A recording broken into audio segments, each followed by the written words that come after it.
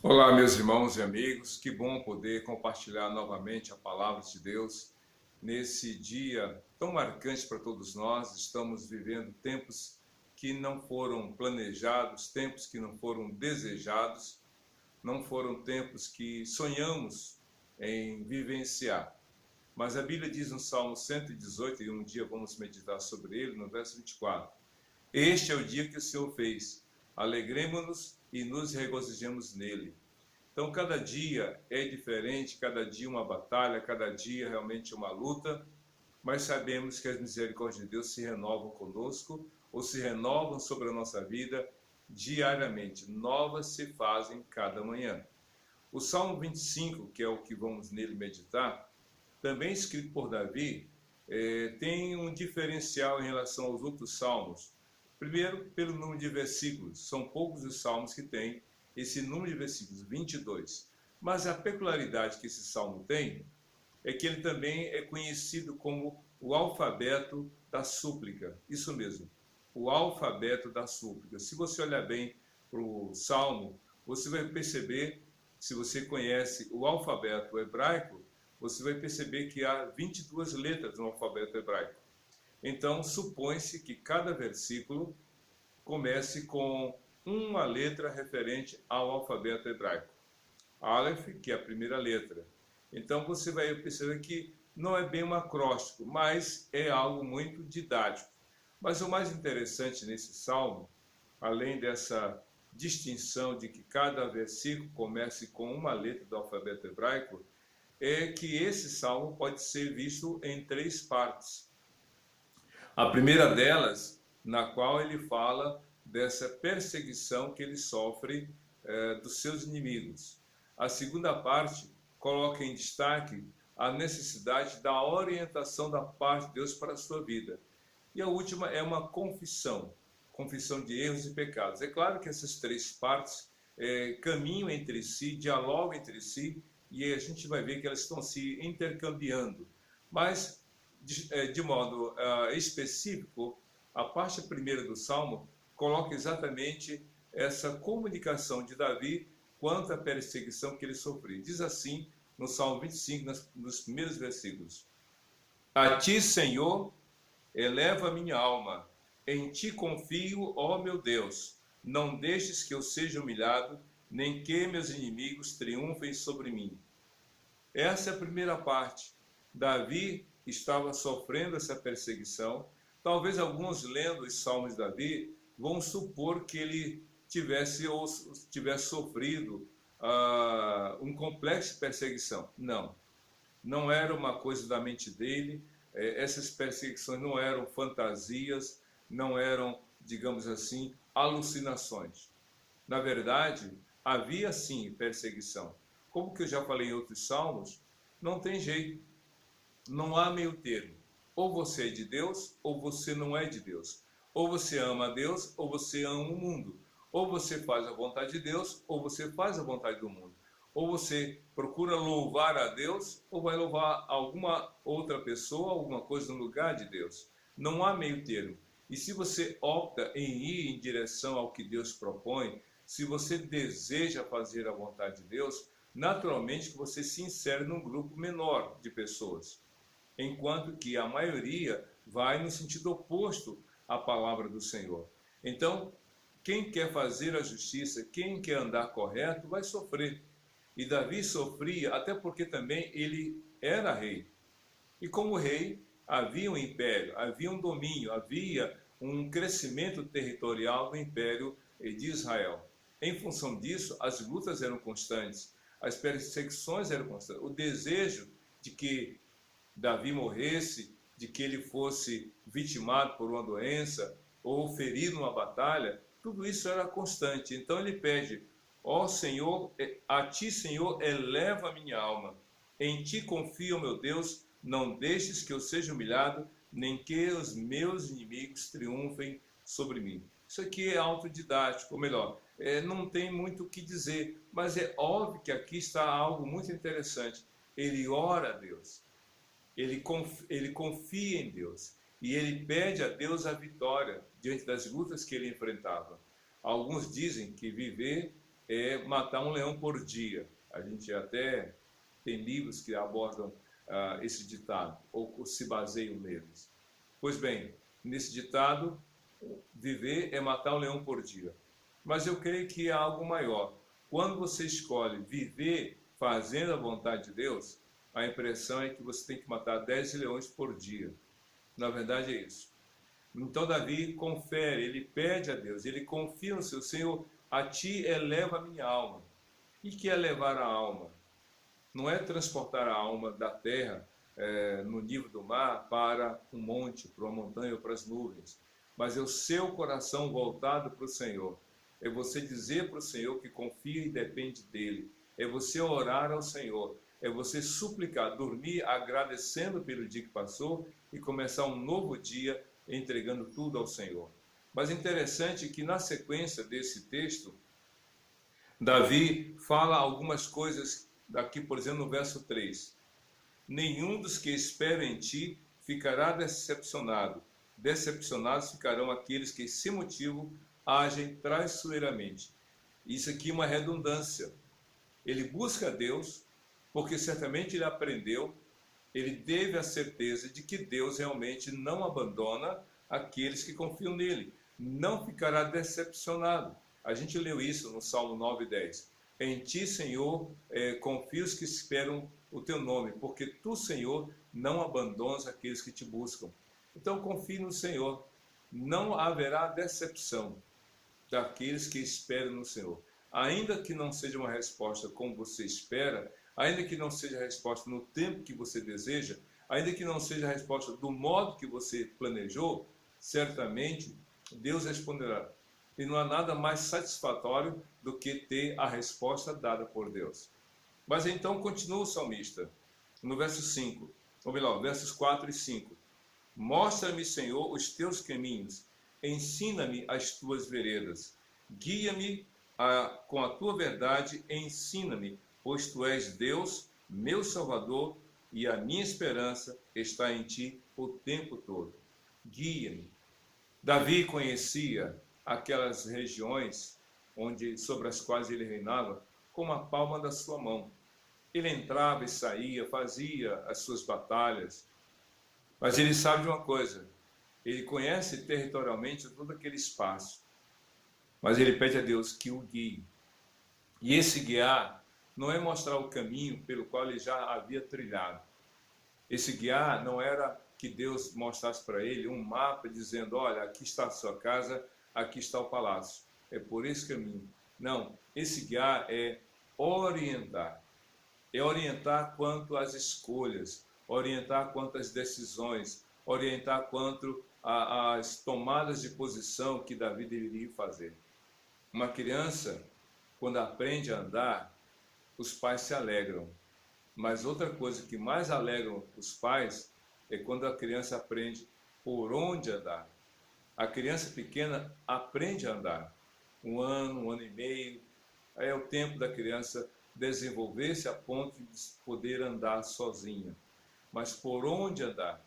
Então o salmista Davi pede a Deus, Deus, ensina-me, guia-me. Lembra do Salmo 23? Guia-me pelas veredas da justiça para o amor do teu nome. Então Deus quer guiar, Deus quer orientar, Deus quer mostrar para você o caminho.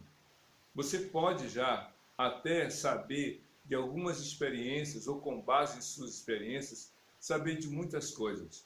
Mas o mais importante é você saber que Deus, como o Senhor, como aquele que dos altos céus contempla a sua vida, vai dizer para você, pelo Espírito Santo, pela palavra dele, por onde você tem que andar.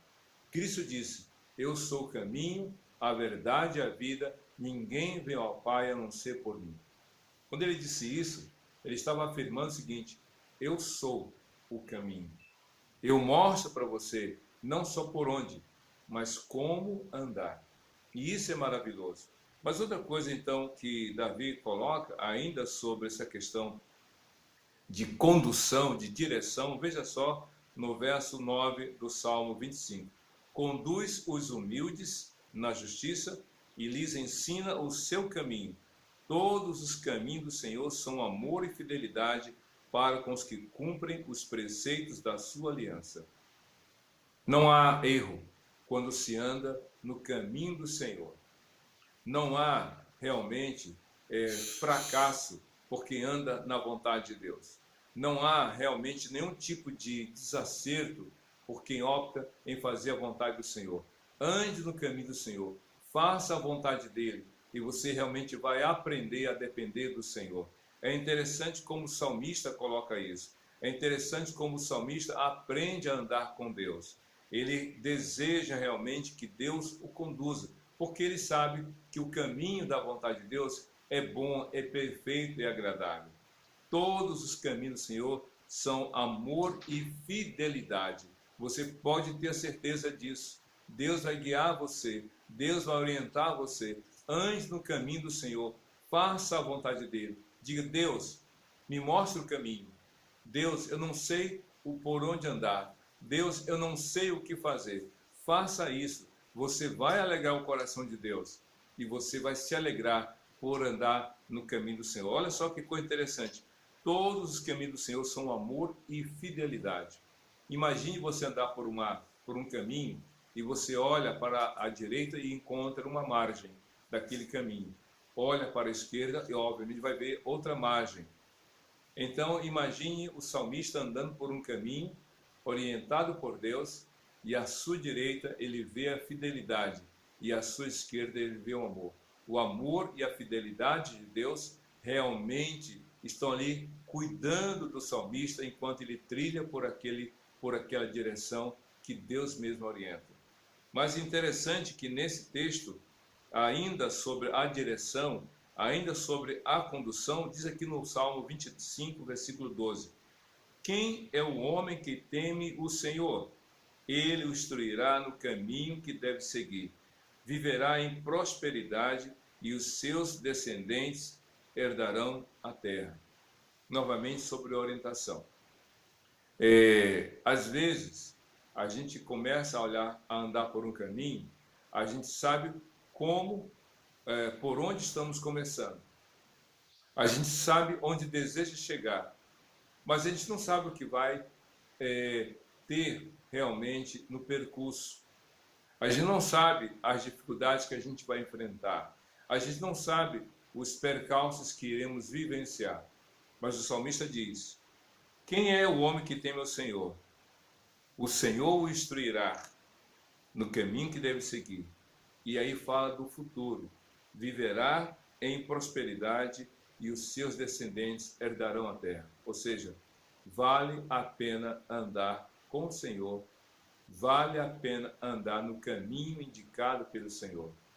Eu me lembro de uma frase de Billy Graham, falando sobre o Apocalipse. Ele disse o seguinte: eu li o final, tudo vai terminar bem. Tudo vai terminar bem. Deus está nos conduzindo por esse caminho, por esse mundo. Muita coisa está acontecendo hoje. Muita coisa já aconteceu. Amanhã não sabemos o que vai acontecer, mas sabemos que o final vai ser maravilhoso.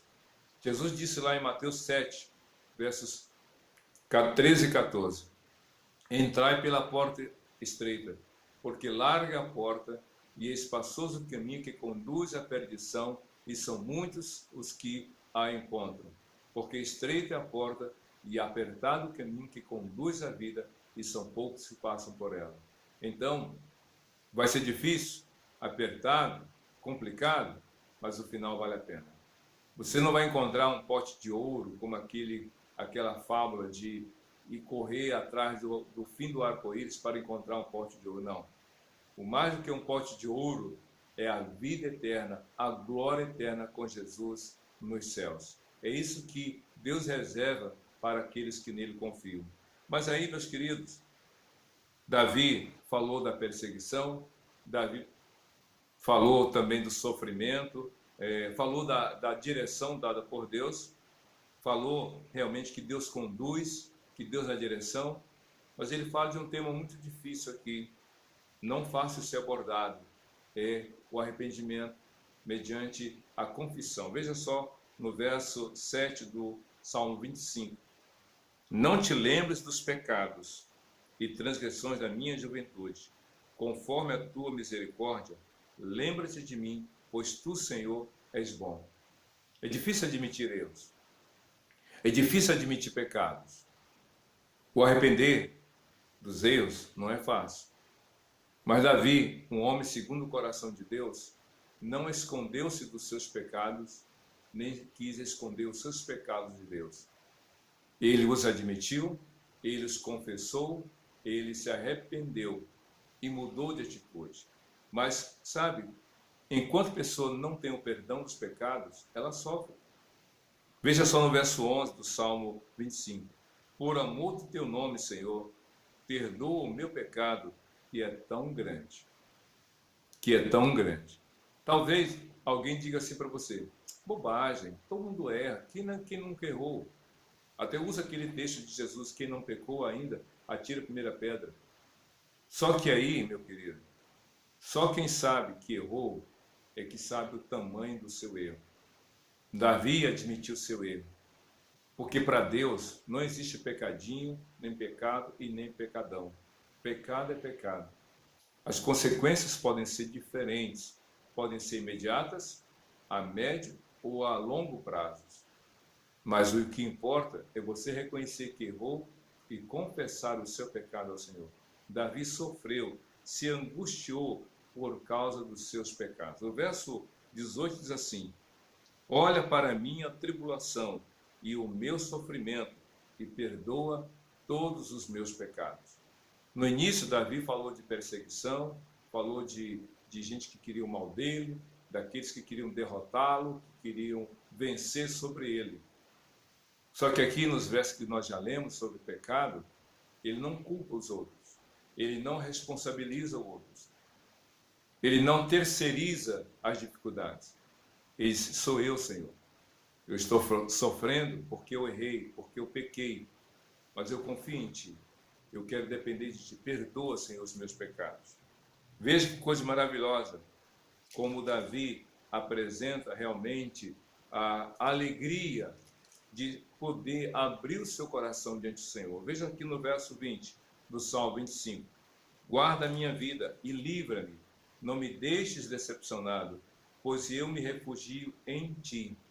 Eu confio em Ti. Sabe, somente Deus pode perdoar pecados. E Deus colocou Jesus neste mundo para ser o único meio do homem ter o perdão dos seus pecados. Quando foi curar um homem que estava paralítico, lá em Marcos capítulo 2, a Bíblia diz que Jesus disse, filho, perdoados são os teus pecados.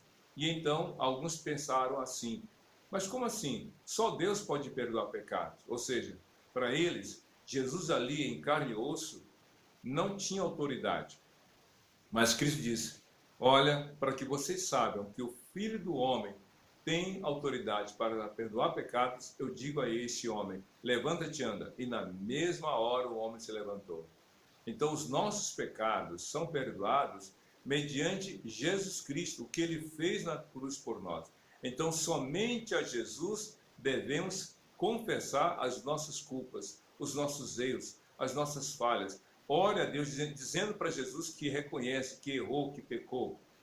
A Bíblia diz lá em Provérbios 28:13, aquele que encobre as suas transgressões nunca prosperará, mas aquele que as confessa e deixa alcançará misericórdia. Você quer o perdão de Deus? Então admita seus erros e pecados e os confesse ao Senhor.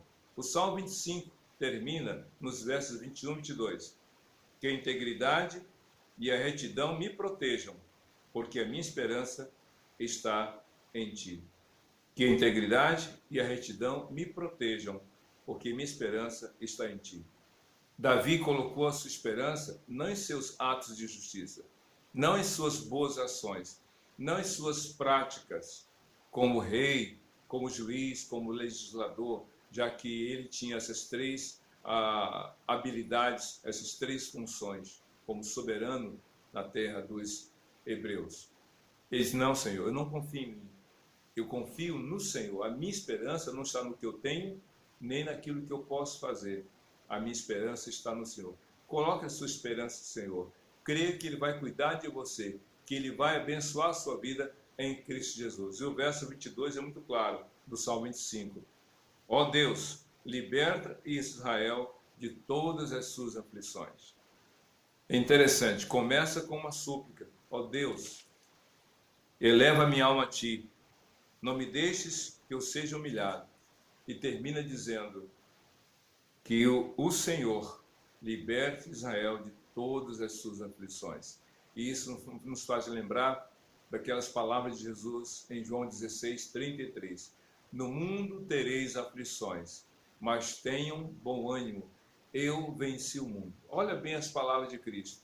No mundo tereis aflições, mas tenham bom ânimo, eu venci o mundo. Ou seja, se neste mundo nós enfrentamos aflições, então Jesus é maior do que as nossas aflições e maior do que este mundo.